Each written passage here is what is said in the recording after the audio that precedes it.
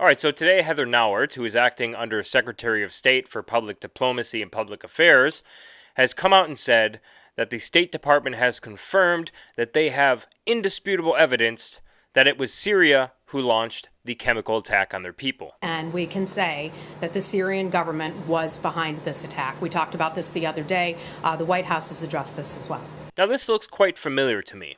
Here's a clip of former Prime Minister of the UK talking about weapons of mass destruction before the Iraq War. It concludes that Iraq has chemical and biological weapons, that Saddam has continued to produce them, that he has existing and active military plans for the use of chemical and biological weapons, which could be activated within 45 minutes, including against his own Shia population, and that he is actively trying to acquire nuclear weapons capability. Here's a clip of the current Prime Minister of the UK talking about Syria using chemical weapons. All the indications are that the Syrian regime was responsible, and we'll be working with our closest allies to consider how we can ensure that those responsible are held to account. Here's a clip of former President Bush talking about weapons of mass destruction and the indisputable evidence they had. I take the threat very seriously. I take the fact that he develops weapons of mass destruction very seriously. I remember the fact that he has invaded 2 countries before. I know for a fact that he's poisoned his own people. Here's a clip of the current president talking about Syria and using chemical weapons. And we're making a decision as to what we do with respect to the horrible attack that was made near Damascus, and it will be met, and it will be met forcefully. We can't let atrocities like we all witnessed, and you can see that, and it's horrible. Here's a clip of Bibi Netanyahu talking about weapons of mass destruction in Iraq. Saddam's attempts to conceal and deceive the world, to conceal the efforts that he's making at producing weapons of mass destruction. We in Israel have known this for a long time. We've shared this intelligence with the United States. Here's a clip of Bibi Netanyahu again talking about chemical weapons in Syria. What we see in Syria is how extremist regimes have no reservations whatsoever about using these weapons, even when they use it against innocent civilians, against their own people. Then Heather Nauert goes on to say that the intelligence they received and have shared confirms this, and they have a high level of confidence that it was, in fact, Assad who launched the attack. I can tell you this. Syria is responsible. We are all in agreement.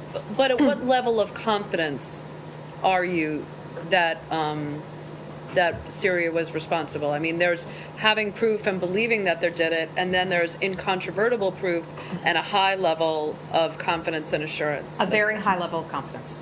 We've had numerous conversations with the French, the British, the Saudis, the Israelis, and others, and so what information exactly is contained in those conversations, I'm not aware of. I know the White House had issued a readout. I don't happen to have that handy. Now, many in the media are stating that this intelligence that proves it was in fact Assad is coming mostly from Israeli intelligence. You mean the same Israel who urged President Trump, who practically begged him to strike Syria immediately following the chemical attack in Syria?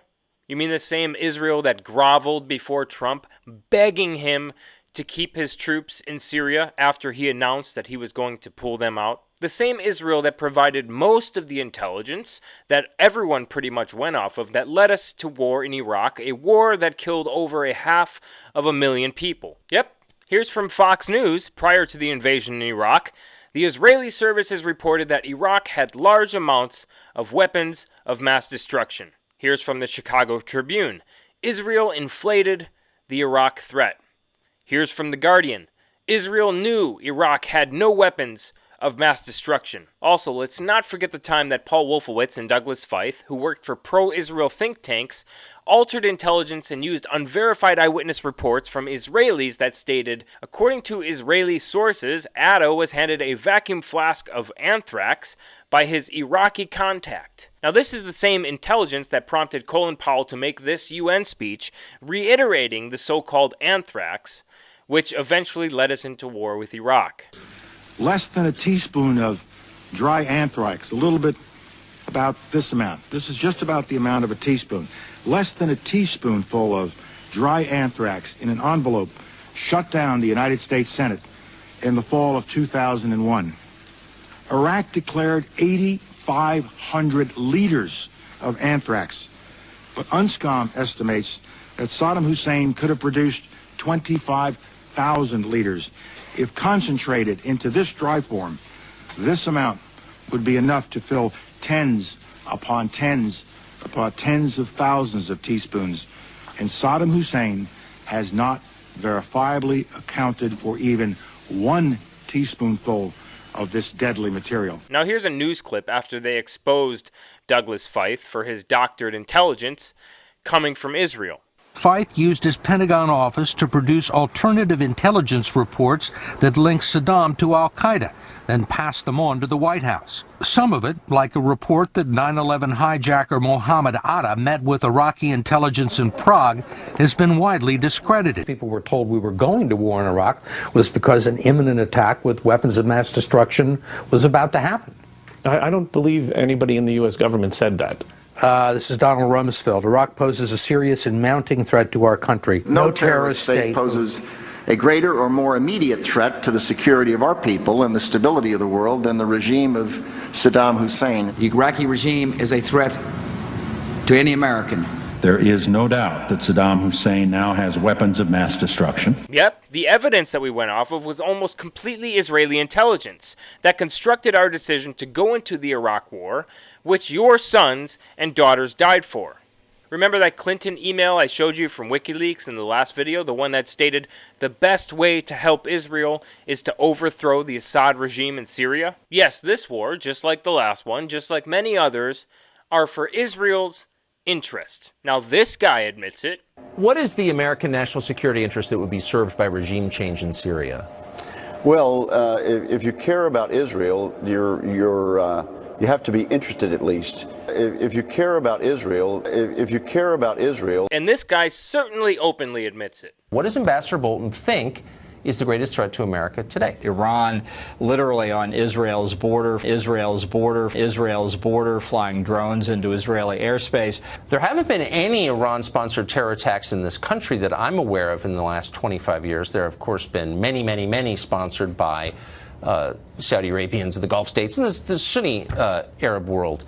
So why should we see Iran as our primary threat? So in 2015, you wrote a piece for the New York Times saying we ought to bomb Iran. If we had done that then, where do you think we'd be now? Well, I think Israel could have done it 15 years before, and we'd be in a much better place, as Israel itself and the United States are in a better place today for Israel having bombed Saddam Hussein's nuclear reactor in 1981. Let's also not forget that Israel was the first one to carry out an airstrike that destroyed an airbase just hours after the chemical attack happened in Syria. An airstrike that the New York Times and several other news agencies report that it appears as if Israel striking Syria did not have anything to do with the chemical attack, and that they were merely seizing the opportunity to destroy an airbase that threatened their security. Now, if dead children is suddenly our benchmark for war, why is there no action in Yemen where the Saudis, who we sell billions of dollars worth of weapons to, are starving and slaughtering children? Over 5,000 children dead and 400,000 malnourished. Why no action in South Africa, where there are hundreds, maybe thousands of farm attacks per year, where children and women are raped and men and boys are tortured and killed? Why no action in Venezuela? Why no action in Liberia when the genocide was happening there in the 90s and early 2000s? The answer is pretty clear. It's time we register AIPAC as a foreign agent. It's time we truly drain the swamp.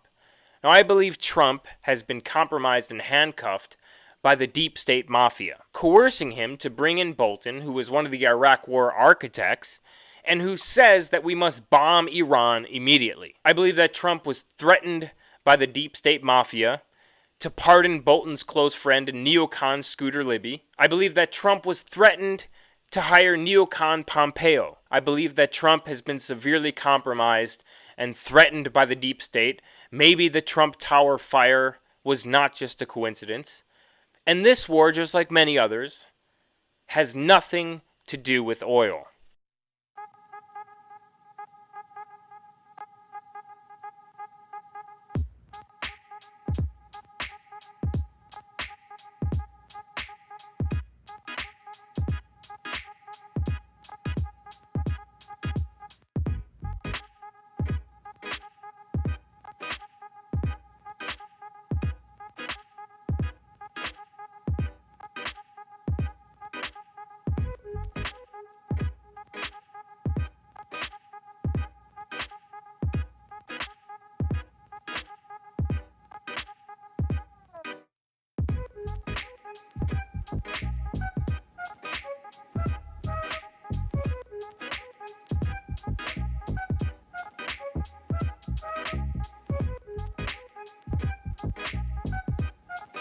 please go ahead and hit the like button on this video. It boosts the algorithm so that more people can actually see this video. Also subscribe and hit the bell button, and visit us on Patreon. Everything helps, even if it's just $1 a month. And once again, subscribe to our backup channel. The link is in the description.